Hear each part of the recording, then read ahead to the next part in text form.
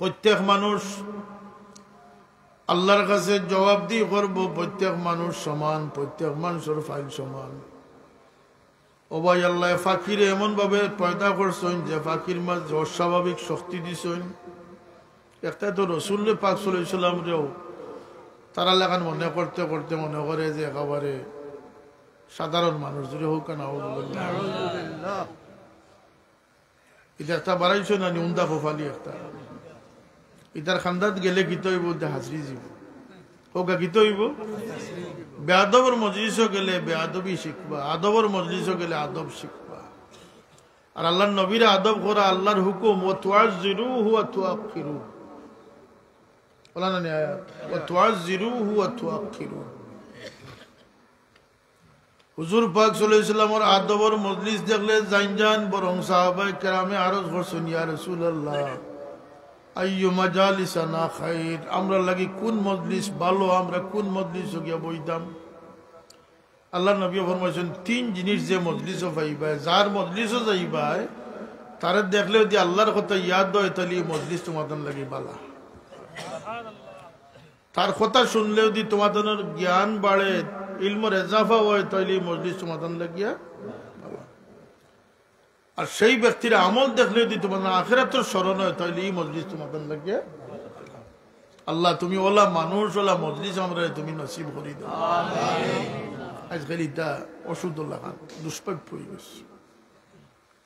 ওয়াজ শুনবা লম্বা লম্বা, না কথার মাঝে সুন্নত আছে, না শরীরের অঙ্গভঙ্গির মাঝে সুন্নত আছে, না দৃষ্টির মাঝে সুন্নত আছে, কিচ্ছু নাই, কোনো কৈফিয়ত নাই। কথা বুঝিতাম পারছি না। তুমি তো নিজে বলে সুন্নতর ভিতরে আইয়া না তুমি সুন্নত টাইম করতে হয় নাকি তা চাবো। তোমার আলোচনার মাঝে কমিন দিয়ে গালাগালি আর চ্যালেঞ্জ আর বেঠাগিরি, তুমি মানুষের গালাগালি কররা। আমি খার হুয়া চিননি এটা ওয়াজও কইতরা ইলা তকব্বুর অহংকার আলা মানুষের ওয়াজ হইলে তাতে বাঁচিয়ে থাকা দরকার আছে না আছে। মানুষেরও বেমার হাসরে, মানুষের আল্লাহ ফাঁকির আল্লাহ শক্তি দিয়েছেন। হুদহুদ ফাঁকি আসমানে উড়াত থাকতে জমিনের তলর পানির খবর হইত, শকুনে উত্তরের ফাড়াও বইয়া 2600 মাইল দূরে মোরাগর খবর হইত। আতির কথা কিতাব বললে আসছেন হায়াতুল হায়ওয়ান, 100 মাইল পর্যন্ত হাতিয়ে মাটি হুঙ্গি হুঙ্গি তার মালিকের বাড়িতে গিয়ে বুঝতে পারে।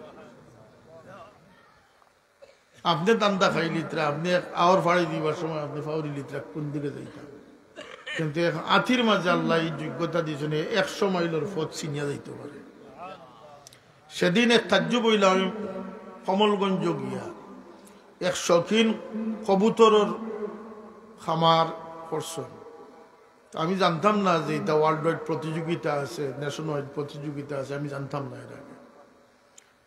কথা প্রসঙ্গে যে জিনিসটা শিক্ষণীয় পাইলাম যে তারা সেন্ট মার্টিন দ্বীপ, আপনারা জানেন কক্সবাজার থেকে 3 ঘন্টা না 4 ঘন্টা লাগে যাইতে। বঙ্গোপসাগরের মাঝখানে একটা দ্বীপ আছে বাংলাদেশ, শুনছেন নাম সেন্ট মার্টিন। ও দ্বীপনিয়া তারা সেই পুষ্য কবুতরের নিয়ে ছাড়া হয় এবং সেই দ্বীপ থেকে সেই কবুতরটা উড়াল দিয়া দিয়া মৌলভীবাজার জেলার কমলগঞ্জ থানার সেই গ্রামের সেই ব্যক্তির বাড়ির ঘর সাদ হইয়া বয়। বড় আস্তে কইলা সুবহানাল্লাহ। এই কবুতরের জ্ঞান কই থেকে আইছে? বলা নি আমরা ইমান, এই কবুতরের জ্ঞান আল্লাহ থেকে আইছে না নি আমরা?